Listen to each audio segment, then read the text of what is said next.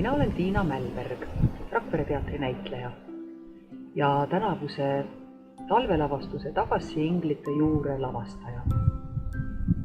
Tahame oma lavastusega tuua Rakvere linna veidike valgust ja kutsume kõiki teid, head inimesed, süütama oma akendel küünlaid, et seda aasta kõige pimedamat aega veidi soojendada ja valgustada.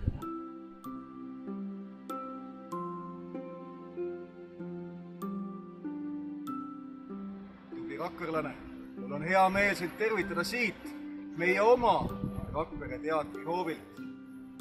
Just nimelt Rakvere teater on olnud ühe sooja, tõeliselt suurepärase idee algataja, mis ma loodan muutub ka traditsiooniks.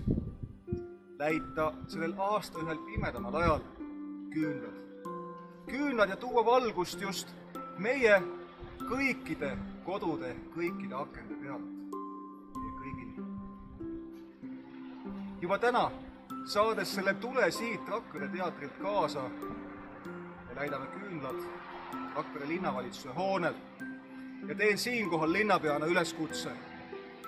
Liitu meiega, liitu selle tubli Rakvere perega ja tee sellel detsembrikuul esimese advendi eel sama ka sina.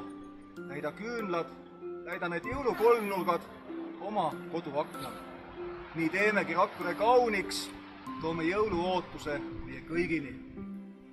Hoidkem ikka kokku ja nautigem seda kaunist jõuluaega kaduviku nimel. Kaunist jõulu!